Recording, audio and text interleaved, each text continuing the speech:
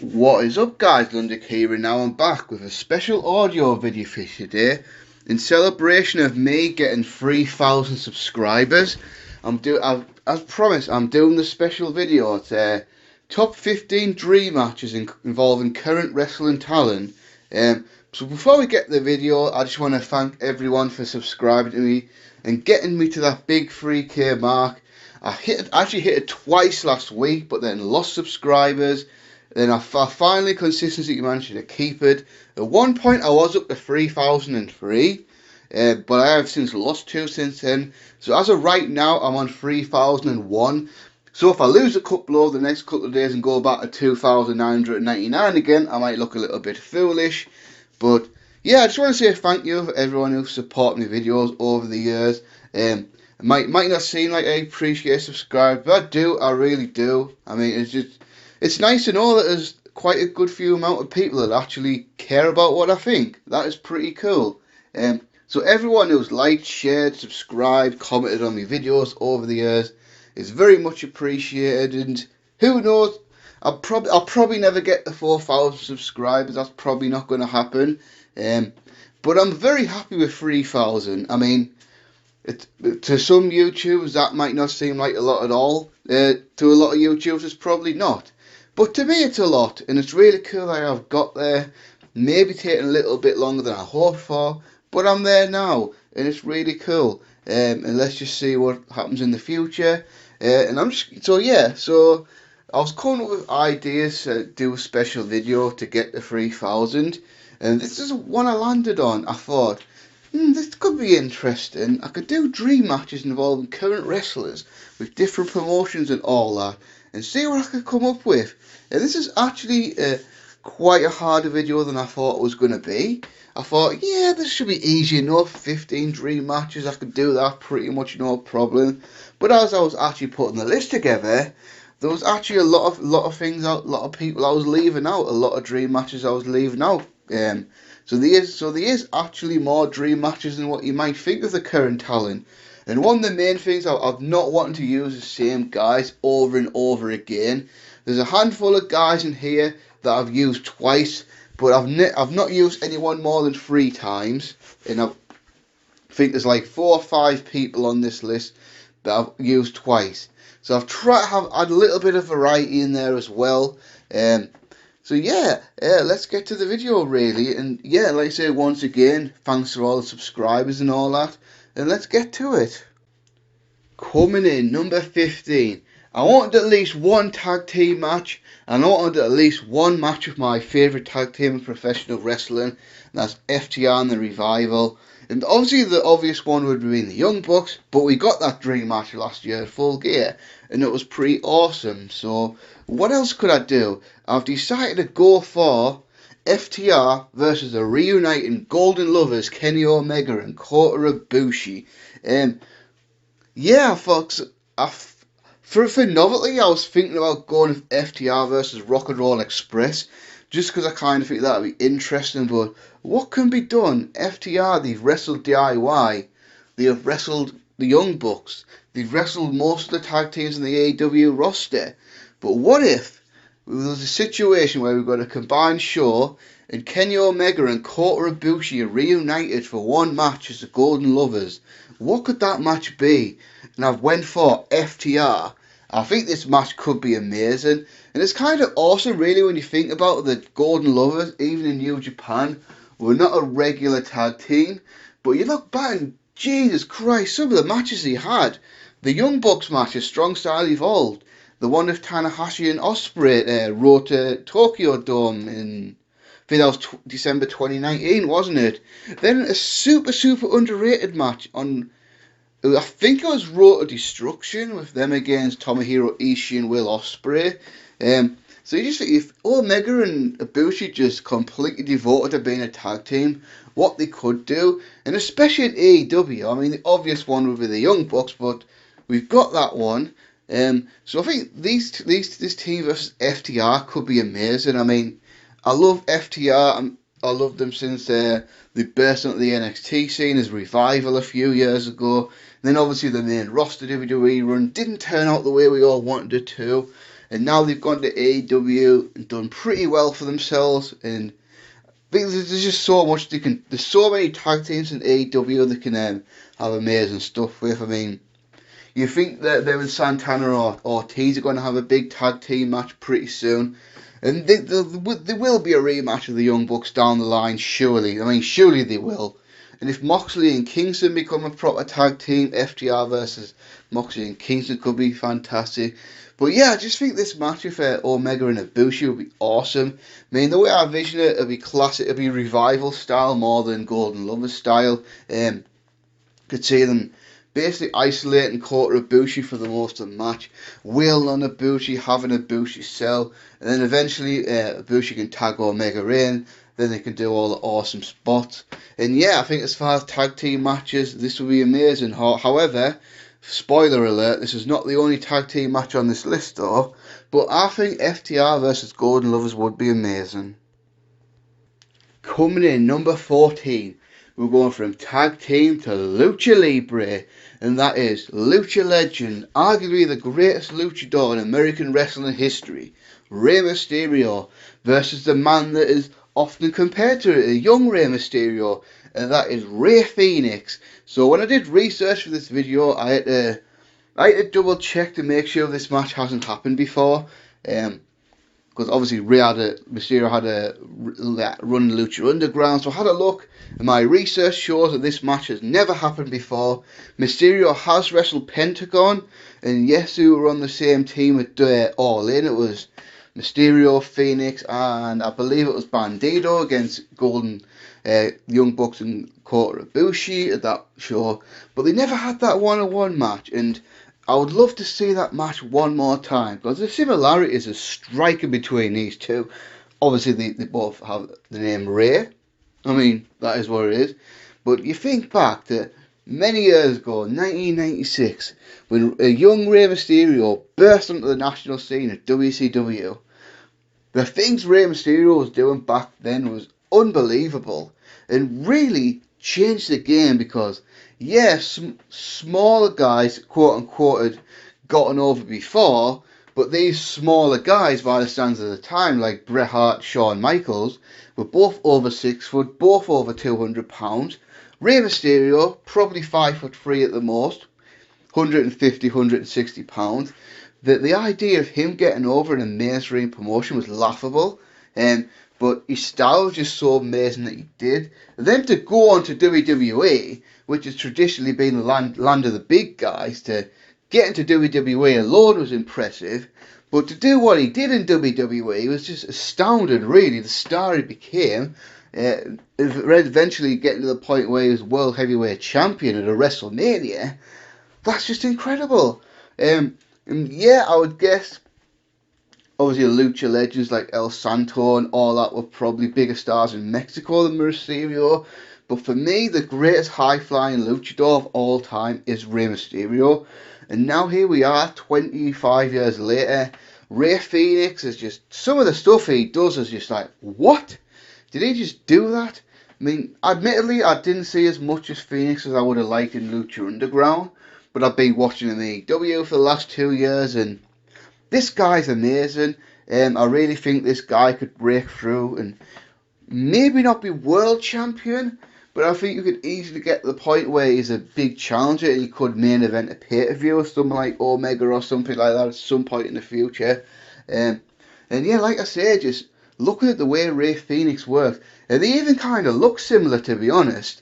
I just think this match would be an awesome match of that aging luchador Rey Mysterio facing his younger self, and it's just a classic story, isn't it, of the old lion and the young lion trying to knock the old lion off his perch. And I think, as we've seen over the last few years, Rey Mysterio's still pretty damn good in the ring. Of course, obvious reasons, he's not Rey Mysterio 15, 20 years ago, but look at the matches he had with Andrade in WWE. Those are outstanding. So I think if he works that style of match with Rey Fénix, I think this would absolutely tear the house down. I think this match would be awesome. Yeah, Rey Mysterio would definitely step up his game to have a match befitting of his legendary status. And for me, this match would be absolutely unbelievable. Coming in number 14. So number 13, excuse me. We're going from tag team to high flying luchadors to big lads beating the crap out of each other. And this would be truly an epic heavyweight battle. And for me, this is a match I've been thinking about for the last few years, how awesome this would be. And I think it's a match we could realistically get, and that's Drew McIntyre taking on Walter. Holy crap. And for this one, I've even came up with a scenario to do it. So, hopefully very, very soon, fans are going to be back into wrestling shows. Obviously, we had it for WrestleMania, but here in the UK, we had fans back for the Carabao Cup final yesterday, and I believe we're going to get fans back for the last 2 weeks of the Premier League, and for Euro 2020, which is obviously happening in 2021 this year. I think we're going to start getting crowds back for there. So I'm thinking, if UK can get crowds back by the summertime, what if we had an NXT UK takeover Glasgow? That's right in the heart of Scotland, Drew McIntyre's home country. What if we had ever had a takeover Glasgow and Walter needed an opponent? Because let's face it, Walter's dominated the NXT UK roster. He's been through pretty much everybody by now. Who's left for Walter to fight for the NXT UK title? What if Drew McIntyre stepped up? Obviously, not left the main roster because he's too valuable there on Raw to leave Raw right now. But what if he went there? What if he challenged Walter to a fight for the NXT UK Championship in a main event of a takeover in Scotland? Yeah, this match would absolutely rule. It's kind of surprising that these guys haven't crossed paths yet. I mean, Drew McIntyre, obviously, when he left WWE, he went back to the UK scene, and obviously Walter's absolutely dominated the UK scene prior to NXT UK becoming a thing. Then when he's got to NXT UK, he's just became even more awesome. I mean, Walter's got to be in probably my top 5 favourite wrestlers at the moment. I mean, I just love watching this guy wrestle. In an era where we're getting a lot of high-flying, crazy mental spots, Walter's just a badass that beats the crap out of people. I mean, tell me wrestling's fake, and then watch a Walter match, and then tell me that was fake. It was not at all. So I just see these two guys I can just see it now, a mental stare down. Walter and McIntyre just whacking the shit out of each other, absolutely beating the living piss out of each other. I mean, you've seen McIntyre's matches with Sheamus this year, right? They were all absolute wars, weren't they? Then you saw him have a great heavyweight scrap with Bobby Lashley at WrestleMania, and the rematch at Backlash is probably going to be great as well. Well, just imagine that with probably, arguably the best brawler in wrestling right now, Walter. I think this match would just absolutely knock your socks off. They would absolutely just destroy each other and dominate each other. You can see Walter just chopping the shit out of McIntyre. McIntyre coming back. Yeah, I just think this would be an amazing match. I really do. And it's a match I can realistically see happening as well. I think McIntyre's been campaigning for it. And like I say, McIntyre doesn't have to go to NXT UK. It could just be a one-off, just a big dream match happening on a big takeover. And it was in Glasgow as well, with a crowd. Just imagine the atmosphere for that match. That would be unbelievable. And this is a match I'm absolutely dying to see, and hopefully I will see. Coming in number 12, we're going back the tag team ranks, and we're going to go the legendary team. Now, obviously this match can't really happen now because one of the members of this match is in AEW, but Edge and Christian, if I could reunite them to have one tag team match, what would it be? About Edge and Christian versus the reunited Kevin Owens and Sami Zayn.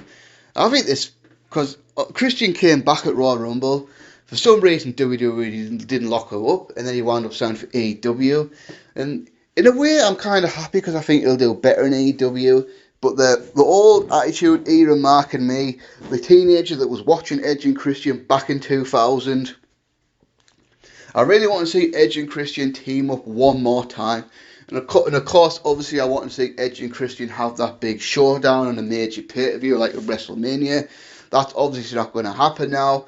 But what if Edge and Christian could reunite? Who would I put them against? Edge and Christian, I would say they're probably my favourite tag team of all time. So back in the day, it was cool to love the Hardy Boys. It was cool to love the Dudley Boys. But me, I always thought Edge and Christian was better than both of them. I just loved the act, I loved everything about them, the charisma, the cheesy promos and all that, and the personality and all that. And then obviously they both went on to have really successful singles careers. Obviously Edge more so than Christian, but look at Christian's career. Christian did not have a bad career. He's a two-time world champion, two-time NWA champion, had big feuds with Randy Orton and all that, WrestleMania match with Chris Jericho and all that. So yeah, Christian had a really good career, Hall of Fame worthy career, and I'm sure at some point he will go to do a Hall of Fame eventually. I mean, he just has to, really, doesn't he? Then I'm thinking. So you've got these Canadian legends in Edge and Christian, and then you got to see the similarities, haven't you, really? So Edge and Christian, best friends, broke into the wrestling business together, ended up at the top of the chain. Kevin understands it. While they weren't childhood friends, they were friends when they started wrestling and all that, best friends, and going through all this shit together to make it to WWE. And both be stars in WWE. And of course, Kevin and Sami haven't been a tag team for a couple of years now. I'm pretty sure they last teamed up in 2019. What pay-per-view was that when they wrestled the New Day? Was it? There might have been Stomping Grounds, maybe. But I'm pretty sure that was the last time they wrestled as a tag team. So of course for this one, Kevin Owens would have to turn heel to reunite with Sami Zayn, because that's how I see it. Edge and Christian as the baby faces, and Owen and Zayn as a heel team. But yeah, I think this match will be sweet. I mean, we probably will see Edge wrestle both Owens and Zayn in a singles match over the next couple of years. But just imagine if WWE had locked up Christian for maybe even just a year, or like 6 months or whatever, and we got this match on say we got to the point where SummerSlam went back to Toronto or something. Say this match happened in Canada, either Toronto or in Montreal. So either of those really would be amazing, with the amazing crowd and all that. And yeah, I just think this would be an outstanding tag team match. And this is a dream. So I guess you could call this my biggest tag team dream match in wrestling right now, because obviously FTR versus the Bucks happened. So yeah, this would be it for me. Coming in number 11, Edge is back on this list, but this time in singles action. So, if I was to ask the question, Lundry, if you had the power to make... So Edge can only have one more match in his career, and you've got the power to pick whichever match you want him to have happen, what would it be? My answer would be Seth Rollins. That's right, Edge versus Seth Rollins. So this one really stems back from Seth Rollins' rise to the top, which in so many ways I think mirrors Edge's really. And of course it goes back to do you remember the segment in, I think it was early 2015 when John Cena had to bring back the Authority, but the whole setup of that, because I can't remember why, but Edge and Christian were on that Raw for some reason. I can't remember why they were. I don't know if it was the host Raw or something or whatever. Anyone who can remember the circumstances behind that, comment section below. But they got into the ring, the Authority had Edge and Christian, and because remember at the time Edge was on the no touch rule at the time. He thought, yeah, Edge is never ever coming back because we're only a few years removed from Edge's retiring from a neck injury.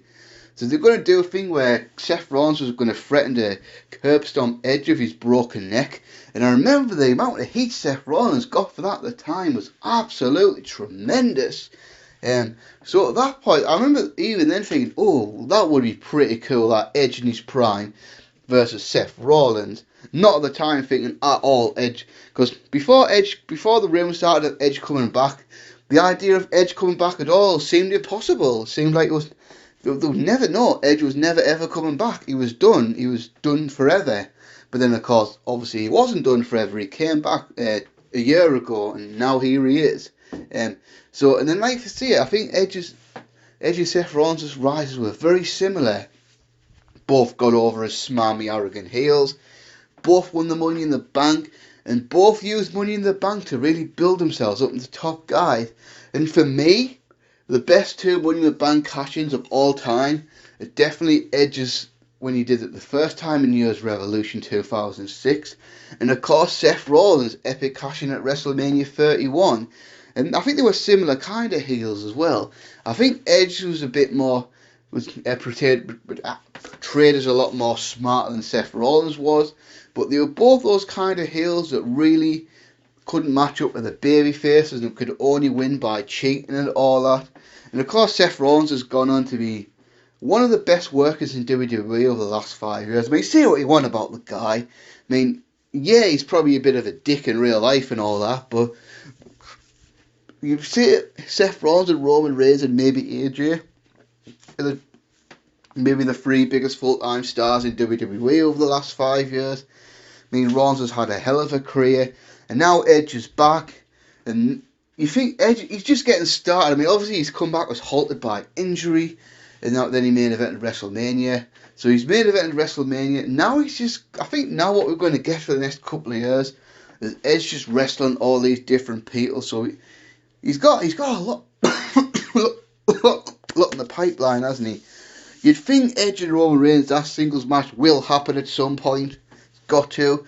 If WWE actually gets off the rosters and writes an interesting story, Edge versus Bryan, that's a no-brainer. But I didn't want to have that because I've got Daniel Bryan in here as well, so I do want to have too many Daniel Bryan matches. So for me, Rollins, yeah, I'm hoping this match will happen. It's got to, hasn't it? I mean, it's a no-brainer on paper. Edge versus Seth Rollins. I mean, they're both on SmackDown now, so you're thinking, yeah, this match is going to happen at some point in the future. And when it happens, it's going to be pretty awesome. I mean, looks to me like Edge is still pretty good in the ring. I mean, especially for a guy that retired 9 years ago to injury. I mean, physically he looks in excellent shape. And so far in his matches in the ring, he's looked very capable. And you think with even more matches behind him, he's going to get back too close to the old form of Edge. So yeah, I think this match will be absolutely sweet. I would love to see it, and I think we will see it pretty soon. Coming in number 10, a match I bet nobody was expecting to be on this list, but here it is, and a match that probably is going to happen at some point, a match that can happen, and that is going to be Sting versus Chris Jericho. So yeah, obviously I've been a long time wrestling fan for many years, so I always have a little bit of old school bias in me. And now that Sting's back in wrestling, so Sting obviously has returned to the ring of AEW, I can use Sting now, and Sting is one of the biggest stars of my childhood growing up, watching wrestling and all that. I mean, Sting, one of the absolute top stars of the 1990s in WCW and all that. And obviously the big one would have been The Undertaker. However, The Undertaker is now retired, so I can't do that match. So who could I have Sting wrestle? Because I thought, yeah, a star like Sting deserves to be on this list, doesn't he? I think, what is a dream match left for Sting? Because let's face it, Sting's wrestled virtually everybody. But then a lot of guys from his era also retired. Maybe Shawn Michaels, that would have been amazing. But Shawn being retired, The Rock doesn't seem like he's coming back anytime soon. So then I looked at the AEW roster, I thought, yeah, Chris Jericho. Because I was thinking, because obviously Chris Jericho's one of the few guys left from my childhood, teenage years still actively wrestling. What can I do with Chris Jericho? And I think, wait there, they're both on the AEW roster right now. Sting's probably going to wrestle a handful of matches over the next couple of years. I'm sure it will mainly be tag team matches, but I think if you can find the right guy to have a singles match, that would work. And for me, the right guy would be Chris Jericho. I mean, they're both legends of the game. I mean, as far as mainstream-wise, the two biggest stars on the AEW roster, I mean, it's got to be, hasn't it? Sting, right? One of the greatest of all time. Chris Jericho, one of the greatest of all time. And looking back, they never touched each other in a match. Because think about it. When Jericho was in WCW, he was not on the star level to ever wrestle as Sting. I mean, this didn't happen on a Nitro, a Thunder, a WCW Saturday night, nothing. Not even like a 3 or 4 minute squash match. Never happened. Then you've got to think how history went. When Sting never went to the WWE, and then when Chris Jericho was gone from WWE, Chris Jericho never went to TNA where Sting was working. Then Sting obviously came into WWE in 2015. Jericho wasn't there that year. And then when Jericho returned to WWE in 2016, Sting had retired at that point. So the stars never aligned. This match never happened. And I think, because you got to think about, if Sting's going to have matches, he's not going to be wrestling with mental guys that are just going to throw him around and hurt him. he's probably going to want to wrestle guys that he knows going to be safe, that he's going to be in there with and have a safe environment with. And I think for a novelty, I think for a maybe like an all-out pay-per-view or something like that, or maybe Double Nothing at some point next year, maybe. I think this could be a dream. This maybe could be a dream match that could actually happen. Because I don't know how long Sting's going to be wrestling for in AEW. I would guess probably a couple of years, and then he'll be able to end his career on his own terms. So you just think at some point Chris Jericho and Sting get into a confrontation, and then let's be realistic, the match won't be a classic. Of course it won't. Sting's 61, 62-year-old by now. He's still in very good shape for his age, but of course this is a guy that previously had to retire to a spinal stenosis injury, so even if it's cinematic, I don't care. I think that would probably even make it better, in fairness, if it was cinematic and they could just have a brawl, and then they could just edit it specifically to make it look good and all that shit. But yeah, I think this match would be pretty sweet, and I bet you nobody expected me to put this one on the list. But yeah, just think about it. Have a think about it. If you think about it, I think people would really enjoy this as a dream match, to be fair. Coming in number 9, the one and only women's match on this list. So that's a spoiler for you. So what if I could have a women's match, any women's match in wrestling right now? What would it be? And I've come up with Charlotte Flair versus Tessa Blanchard. And this is a match I can realistically see happening in the future. Because I think at some point they're going to have to bite the bullet and just hire Tessa. I know there's issues with Tessa Blanchard and all that. And I know she's done some daft things in her life and all that. And yeah, she probably is a pain in the arse. But can you think at some point she'll probably grow up? And when you grow up, you change as a person. And I just don't think Tessa Blanchard should be cancelled forever. I mean, I don't even want to get in the issue of cancel culture right now. It's one of those things that I think it's just gone too far. But yes, Tessa Blanchard deserves a lot of shit. She's done some bad shit. But I don't think she deserves to be cancelled forever. I really don't. And I think at some point in the future she will get a shot in WWE. I mean, that's the place to go. I mean, yes, you could go to AEW, but I feel like she's the sort of person. Either women's division will be better off for having Tessa Blanchard on the roster. And then, for as much shit as Charlotte Flair gets, and she deserves a lot of flack sometimes, she really does, because it's mainly the way WWE pushes her and all that. But has she not consistently delivered on a major level every time she's done this? I mean, yes, of course she's got a lot of opportunities because of her last name being Flair and all that. And yeah, at times a character's obnoxious and all that and overpushed. Yeah, I get all that, but look at the collection of amazing matches Charlotte Flair's had in her career. She's got to be at least one of the greatest women's wrestlers of all time. Absolutely, surely. And so for me, and then you've got obviously the family connection. Flair versus Blanchard. So the history between the dads and Ric Flair and Tully Blanchard and the Four Horsemen and all that. Maybe Rick, actually Tully's an agent, but just hypothetically, maybe Rick and Tully could get involved in the storyline that culminates in this match between the daughters, their family legacy and all that. Yeah, I think this match would be great. I think this is definitely a potential WrestleMania match at some point in the future. Because if Tessa Blanchard comes in, she's going to face Charlotte Flair. And I think this match would be great. I mean, obviously, like I said before, obviously very problematic with Tessa Blanchard. But as far as wrestling talent, she's awesome. She's absolutely awesome. I mean, I loved some of the stuff she was doing in Impact and all that. And yeah, I think at some point she will go to either WWE or AEW. She's got to, right? And Blanchard versus Flair. That'll be one hell of a showdown, wouldn't it, really? That is a match I'd be really excited to see, and that is on my list. Coming in at number 8, this would be a war, and that is Brock Lesnar versus Minoru Suzuki. And yes, I know Brock Lesnar's not in WWE right now. However, Brock Lesnar is not retired or anything like that. He's just... So, realistically, Brock Lesnar could come back at any time. I mean, and surely... I'm predicting Brock Lesnar will be back in WWE for the summer. I think it's probably going to be Lesnar versus Lashley at SummerSlam this year. So like I said, Lesnar is not officially retired. Yes, he's inactive at the moment, but I'm putting him on this list. And who would be an awesome match for Brock Lesnar to have? But you got to think about it. Brock Lesnar has this aura like not many people do of being this intimidating, crazy badass.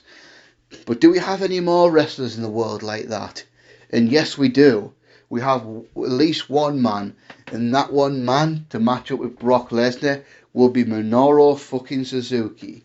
So this is probably one of the WWE versus New Japan matches I would do if I had the power to make that happen. Because let's face it, how many people can realistically stand up to Brock Lesnar? Minoru Suzuki could be one of those guys. I mean, God, I love Minoru Suzuki. Absolutely massive fan of him. His work is absolutely awesome. And yeah, just a big showdown, Suzuki and Lesnar. This would have this big fight feel that we don't get in wrestling as much these days. Just if it was ever built up to these two guys, do it in Japan for me. That'd be awesome. So what if Brock Lesnar, instead of going back to WWE, what if he accepted a deal to go back to New Japan and have a few matches there? That'd be amazing. And what if say this happened at a Wrestle Kingdom? Imagine that. A Wrestle Kingdom showdown between Brock Lesnar and Minoru Suzuki. Two badass motherfuckers that just want to rip each other's heads off and just absolutely kick the living daylights out of each other. Just imagine that one. I think the build-up this would be awesome. If Lesnar wanted to have an awesome match, he would have an awesome match. Just let them wrestle on the ground, exchange strikes in the ring and all that. Have this be a more realistic style of a match than we used to seeing. And have it end by tap out. Have it where Brock Lesnar has Minoru Suzuki in the Kimura lock, goes to break Suzuki's arm, and then Suzuki gives up. Brock Lesnar wins. I mean, this match, you could have a 13-14 minute match between these two. Just have them beat the living piss out of each other in a Japanese strong style match. I think this would be unbelievable. Brock Lesnar versus Minoru Suzuki. Coming in number 7, we're sticking with WWE versus New Japan Pro Wrestling. And that's arguably the two companies' golden boys. The Tribal Chief, the current Universal Champion Roman Reigns versus KUSHIDA OKADA. So yeah, Okada's finally made the list. Is he going to make the list again? Keep watching the video, you'll find out. This match, my God, this match could be... Cause I feel like there's very much similarities between these two. I mean, these two guys were the chosen ones of the company a few years ago. Okada, of course, bursting onto the scene in 2012. And I know we've had different IWGP champions since then, but I still get the sense that Okada is the man in New Japan Pro Wrestling. And yeah, he's probably getting the title back at the Tokyo Dome next month, isn't he? I think that's nailed on to happen. And then on the same token, same time period, Roman Reigns, clearly WWE's chosen one, and through many trials and tribulations, many different outcomes, he's finally where WWE wanted him to be all along. I mean, this heel turn, the alliance of Paul Heyman, the Tribal Chief. Roman Reigns is finally having the run of his career that WWE envisioned from all along. It's just the fact he's never cut out to be a top babyface at that time in WWE. It was just never going to happen. And now he's truly found himself as a heel. And I really believe this. When he does turn back babyface eventually, in maybe a year or two time, I think he's going to be finally huge as a babyface as well. I mean, let's face it, for all the criticism Roman Reigns has had his career, and he has had a lot of criticism in his career, not all of it deserved either. I'll say a lot of it not deserved. But right now, since the summer, since he came back, is he a better wrestler on form than Roman Reigns?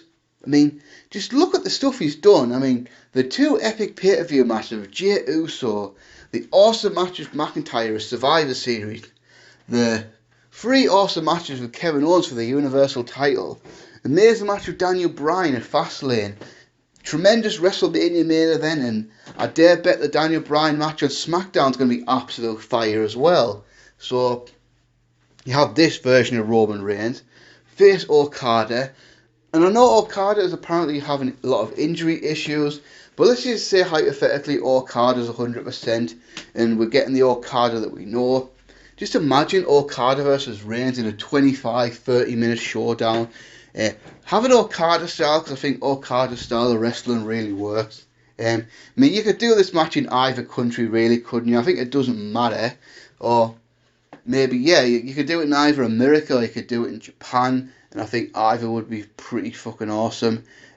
So yeah, right now Roman Reigns is at an absolute top of his game, and you just feel like a Reigns Okada showdown would be absolutely amazing.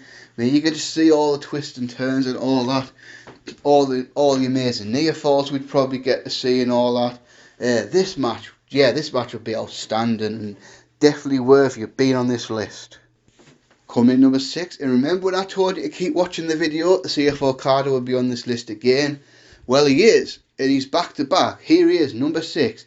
And for me, the one match, if I had the power to make one Okada versus WWE match happen, what would that be? It's got to be Okada versus Daniel Bryan. For me, as a pure match, this is as good as a match the wrestling could do right now. You know how I feel about Okada. I mean, Okada won the all-time great. The stuff he's done over the last few years has been awesome. But then there's Daniel Bryan, one of the absolute best wrestlers over the last 15, 20 years. From his days in Ring of Honor to WWE and everywhere in between, all the different character changes and all that, to where he is right now. So Daniel Bryan versus Okada, imagine that. I mean, like the Roman Reigns match, I think this match would be as awesome as a Roman Reigns match, but just a tiny little bit better. I think this would definitely be more fitting of a Japanese style match, with Daniel Bryan going over to New Japan to confront Okada and challenge him. I think this match would be absolutely awesome. I mean, we've seen Bryan wrestle Japanese people before. I mean, to this day, I remember the Bryan Danielson versus Kenta match at Glory By on the 5 Night 2 in 2006. That was amazing. And then obviously Bryan's epic matches with Takeshi Morishima back in 2007 and 2008. And he has had a decent amount of experience in Japanese, because he did quite a few tours with Noah back in the day. So you think, because I think there's a lot of speculation about Bryan right now. I think Daniel Bryan's been making some noise about possibly leaving WWE and doing other things because his contract is up soon. So I think one of those things Bryan might have an eye on, obviously once travel restrictions are lifted and all that sort of stuff, is having some matches in New Japan. I think that'll be amazing for him. And for him to come and have a match with Okada, my God, this match would be absolute fire. This is a match, I think this match would be epic. Have it go 30-35 minutes Okada style. I think that would suit Daniel Bryan to the ground. I think this would be super. You can see Bryan submission wrestling, all that. And have Bryan try to wear Okada down, try to destroy his shoulders and all that, and try to tap him out, but then have Okada come back, hit all of his big moves, hit the German suplex, they dive into the crowd, the over the top back breaker, tombstone, maybe have Bryan counter a couple of rainmakers in epic fashion, and then Okada go for that submission move, Bryan fight out of that. And then you could even have Okada finally hit that big rainmaker to get the victory. My God, just think about this. Bryan versus Okada, wouldn't that be something special? Now we move into the top 5. These are my top 5 dream matches currently. And some of these matches, just think about how amazing it would be. And now we're going back to 2 people that have been on this list before. And for me, if you want to see a big heavyweight showdown, just 2 big badass motherfuckers go at it. Brock Lesnar, Walter. I mean, a lot of people are talking about Brock Lesnar versus Bobby Lashley, and rightly so. That's the match that's been clamoured for years, and the match I consider for this list. But if I could have Brock Lesnar just have one more wrestling match, if that was a deal, right, you've got one chance to have Brock Lesnar have a big retirement match. Who would you have retire him? And I was thinking, oh, yeah, Walter for me. Because, like I said before, Brock Lesnar's just got this aura like nobody else. Like, because I think the big thing in wrestling now, in the days past, I think like the truly badasses in wrestling are missing. We don't really have the tough guys that we used to. And of course, Brock Lesnar's credentials speak for himself. But how many other people have that kind of aura that Brock Lesnar does? Walter does, doesn't he? I mean, you look at Brock Lesnar, you look at Walter, you just look at two intimidating motherfuckers and you think, ooh, could Walter actually kick Brock Lesnar's ass? I would love to see that. I would love to see how that went down. So, and remember the Q&A video I did recently, I talked about this. What if Walter had a manager? Because obviously the latest got Paul Heyman. Because let's face it, these talk isn't these guys a strong point. So what if Walter got so? What if Jim Cornette came in to be Walter's manager? Yes, I know Jim Cornette's this idiot and all that to some people, but as far as being an entertaining talker and a manager, he's awesome. So just imagine Jim Cornette comes in, confronts Paul Heyman and say, Walter's found a guy that can eliminate Brock Lesnar from the WWE forever, to eliminate Brock Lesnar from wrestling. And that guy's Walter. And then you could use him and Cornette to sell this match on the microphone. Then for me, you could have this like a real, treat this like a big fight, have a training camp videos and all that. I think this would be awesome. You've seen the Prime Target stuff they do on the WWE Network sometimes. I think this would be, do a like 20-minute documentary like this to promote the hell out of this match, and then just promote it as this big fight. And so yeah, then have the match, and wow, if Brock Lesnar wants to work hard, him and Walter could have an absolutely epic showdown. Now you've got the hard-hitting style of Walter, the hard-hitting style of Brock Lesnar. We can have Brock Lesnar throw the near 300-pound Walter around the ring a few times. Have Walter wear down Brock Lesnar with his strikes. Have some amazing near falls and all that. And if we go for the idea that this would be Brock Lesnar's last match, have Walter defeat Brock Lesnar. Just imagine what that would do for Walter if he could somehow defeat Brock Lesnar. Have him hit a big splash off the top rope to put the beast down, and have Walter stand tall over Brock Lesnar. For me, this match would be unbelievable. This is the match I would absolutely love to see. It would just feel like such an epic fight, wouldn't it?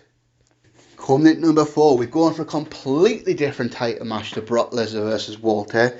And then we're going back to Daniel Bryan versus Johnny Gargano. Now this match has happened before, back in the indie scene, about 2009ish. I think it was, I can't remember what promotion was for, but it has happened. But you've got to think at the time, Johnny Gargano was very young in his career, was nowhere near the guy he became now, and now here they are, both veterans, both been in the WWE system for a long time, very similar career paths. I mean, both guys undersized and all that. Daniel Bryan, of course, got over as the Ultimate Underdog back in the day. And then Johnny Gargano's NXT run, I think it mirrored Daniel Bryan's very much. Those undersized guys that the fans just fell in love with, and they struggled to get to the wins and all that. And despite everything, they both made it at the top. Now, I think the absolute best time for this match to take place would have been, I would say probably 2019, when Johnny Gargano turned back babyface and became the NXT champion against Daniel Bryan as the Planet Heel champion. So I think with Gargano as a face and Daniel Bryan as a heel, it would have been better. But I think even now, if Daniel Bryan somehow, because I've got a weird theory. So next week, of course, is SmackDown, isn't it? Where Daniel Bryan loses to Roman Reigns. He's gone from SmackDown. So what if Daniel Bryan does lose and does leave SmackDown?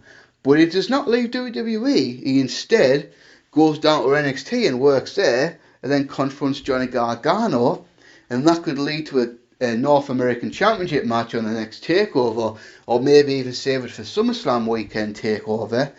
Just imagine that, Bryan versus Gargano. I mean, that's I hate to use the term, indie darling's dream match. So I think for the internet fans, this match would be absolutely awesome. And I think, yeah, I think this is that. I think it is a dream match, though, isn't it? Really, two guys have similar backgrounds, a similar rapport with the fans and all that. Yeah, I just think this would be absolutely tremendous. I mean, this is a match I've been wanting to see. Because I think cause Bryan got cleared in 2018, didn't he? And at that time, Johnny Gargano was doing the thing with Tommaso Ciampa. So for at least 3 years, I've been thinking about this match. And if they ever got to the point where they were on the same WWE brand, could this happen? So if hypothetically, if Gargano had got the main roster and made a name for himself, had a showdown with Bryan. But I feel like this would be better as a takeover match. Just imagine a Johnny takeover. Because let's face it, Johnny Gargano's takeover matches, for the most part, have been absolutely amazing. I mean, a couple of ones in the last year or so haven't been as amazing. But as we've seen with the match he had with KUSHIDA at Vengeance Day, Johnny Gargano can still bring out the goods. And I feel like a guy like Daniel Bryan would absolutely bring out the old Johnny Gargano. And this match would, to give it 20-25 minutes, I think this match would absolutely tear the house down. And it doesn't matter who goes over for me in this one. I think I would just really, really want to see the match. Coming in number 3, AEW versus WWE. Two guys that are very familiar with each other, but they've never ever faced off in these identities. And that's Roman Reigns versus Jon Moxley. So this match has happened once. Because I think in WWE, I think it's one of the biggest missed opportunities over the last few years in WWE. Roman Reigns and Dean Ambrose never had a feud. Never had a feud and never had a big singles match on a major pay-per-view, except for one time. And that was the finals of the 2015 Survivor Series WWE Championship Tournament. However, this match was less than 10 minutes. And the match was just it was alright. It was fine. It wasn't terrible. It wasn't great. It was alright. But it should have been so much more. They have wrestled in triple threat matches, most notably at Fastlane 2016. Those two guys and Brock Lesnar. And then later on that year, they had the Shield triple threat at Battleground. But it never happened. Seth Rollins had feuds with both Reigns and Ambrose. But Ambrose and Reigns never feuded with each other. It looked like if Ambrose never left WWE and Reigns never got cancer, it might have even happened at WrestleMania 35. But it didn't. But now, I feel like the way they are now is because they're both at the absolute best right now. I mean, Jon Moxley is that badass baby face. I mean, just what Jon Moxley's done since he's left WWE has been outstanding. For me, he's far as guys that are not legends like Chris Jericho, I'll say the biggest star outside the WWE right now, Jon Moxley. Roman Reigns, of course, as I mentioned earlier, the stuff he's done as a tribal chief has been outstanding. So I think if I had the power to make... Actually, no, I tell a lie. There's not the only WWE versus AEW match. We'll get to that in a minute. But if it was an AEW versus WWE dream card, if that was ever a thing, this match would be right on top of the agenda. And I feel like this match would be far better than babyface Roman Reigns versus Dean Ambrose in WWE ever would be. I feel like they could even make this a hardcore match, have them hate each other to the point where they have to have this epic hardcore showdown. Just let them absolutely destroy each other. I think this match would be off the charts good. I really believe that. Reigns and Moxley one-on-one, just let them beat the living piss out of each other. I mean, I think the promos and the build-up to such a match would be absolutely epic. And I feel like the hype would be absolutely tremendous for this match. So yeah, this is a match I'll be really, really hyped to see. Reigns versus Moxley. Just let this match. If we ever get to the point where Moxley ever comes back to WWE, we really need to see the traits that he's shown as Jon Moxley, and not be the comedy Dean Ambrose that we saw so many times. But if this match was ever to happen, holy crap, would this be something? Would this be something? I mean, for me, Reigns versus Moxley, this is an absolute must-see match for me. Coming in number 2, and yes, I'm slightly diddling my rules here, and we're going to go with, for me, arguably the biggest dream match in wrestling right now as far as name value and all that, and that's John Cena versus Hiroshi Tanahashi. So I say I've diddled the rules because I do say currently active people, and Of course, John Cena is not really currently active right now. He hasn't wrestled in WWE. He didn't even wrestle technically at WrestleMania 36. So for the last 2 or 3 years, 4 years, John Cena's been primarily a Hollywood actor. He's only had a very small handful of WWE matches. And yeah, he's not active right now. However, John Cena is not officially retired. He's not officially said he's done. He's never going to wrestle again. So until that time happens, for me, he's still eligible for matches like this. And for me, if you want to see a dream match between two legends, I think the best one to do right now is WWE Icon versus John Cena versus New Japan Icon Hiroshi Tanahashi. Have these two legendary names at this stage in their careers after all these years finally have that big showdown.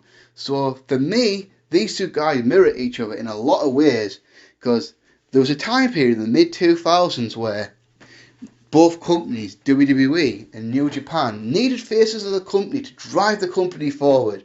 WWE, of course, went with John Cena. The Attitude Era was over for a while. Austin was retired. The Rock had moved on to Hollywood. Brock Lesnar had left the company. WWE needed a new face to drive the company forward. And that man became John Cena. And say what you want about John Cena, all the criticism he's had, but John Cena carried the WWE throughout most of the 2000s up until about the mid-2010s. Then on the same token, New Japan needed a guy to carry the company forward. That guy was Hiroshi Tanahashi. So Cena and Tanahashi in the late 2000s, early 2010s were the guys. And then both guys were the focus of those companies for so many years. And I kind of feel like both guys started to wind down their careers at the same time as well. Because it was 2014, 2015 where OKADA emerged, and then eventually early 2016 supplanted Tanahashi to be the guy. And I kind of feel like 2015 is kind of Cena's last big year. The 2014, of course, he'd won the WWE title again and then was squashed by Brock Lesnar. But then it was 2015 when he started taking a back seat, when he dropped down to the US Championship and tried to make the US Championship mean something and all that. Then obviously 2016 was the year that John Cena started doing. He got injured, didn't he? But then his Hollywood commitment started piling up, and then after 2016 really was the last we saw much less and less and less of John Cena over the years. But for me, yeah, like I say, for me, these two are this is the icon versus icon match, isn't it? Really, two absolute legends of wrestling going one-on-one for the very first time. If this was promoted right, this would be a huge deal. This would be a hugely interesting match. And let's be realistic, the match would not be as awesome as it would be. I'll say the best time to do this match probably would have been 2015, because that was when John Cena was having all those awesome US title matches, and Tanahashi was still at the top of his game at that point. I think Tanahashi, even now, Tanahashi, you can still, he's not, I don't think he's as consistent as he used to be, but when he wants to bring it, he can really bring it. I mean, look at the match he had with Shingo earlier this year for the Never Openweight title. That was as good as most matches he's had over the last 10 years. You got to think, if John Cena took it seriously, trained hard and all that, John Cena could have one last big match John performance, and the guy to do that would be for Tanahashi. And yeah, I just think this match would be awesome. I'd really love to see it. This is a match that's been in my head for quite a few years now. Now, with 14 matches listed, what is the one? What is my biggest dream match in wrestling right now? For me, I only considered one match for the top spot, and that I think a lot of people will agree with this, and that's Kenny Omega, AJ Styles. For me, this is the best match that wrestling could do. This is the best fantasy match that we'd have in wrestling right now. For me, this has been a match that's been on my mind for at least 4 years. And it has the perfect story, doesn't it? It has the perfect story behind it. And the history of AJ Styles being the leader of the Bullet Club and all that. Then when AJ left New Japan, Kenny Omega turned on him. Kenny Omega supplanted AJ Styles as the leader of the Bullet Club and the top guys in the company. And dare I say it, took it even further than AJ Styles. I mean, AJ Styles had an epic run in New Japan for a couple of years. But I feel like Kenny Omega took it even further, had an even better run, made the Bullet Club even bigger than it was before. And then to now, all these years later, this never happened because AJ Styles is still in the WWE. Kenny Omega's now the AEW World Heavyweight Champion and all that. So I would say the chances of this match ever happening are unlikely. Because I kind of get the impression AJ is going to retire with the WWE. Because I think AJ's still got at least a couple of years left in his contract. By the time he'll be well into his mid-40s now. And you just think after that, because I feel like AJ Styles has a good relationship with WWE. I feel like he's happy there. WWE treats him pretty well and all that. And I just feel like once he retires from WWE, he's probably going to work there in like a backstage role or something like that.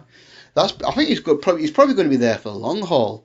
And obviously, as long as All Elite Wrestling is being successful and all that, Kenny Omega being the VP of the company and all that, I don't really foresee him leaving AEW unless AEW ever collapses and just ceases to exist. And given the fact that, I think, how old's Omega now? I think he's like 37, I believe. So, say if AEW lasts, because AEW could last for, AEW could be here for the long haul. And if it is, I just feel like, Cody, Bucks and Omega, they'll probably never leave the company unless the company doesn't exist anymore.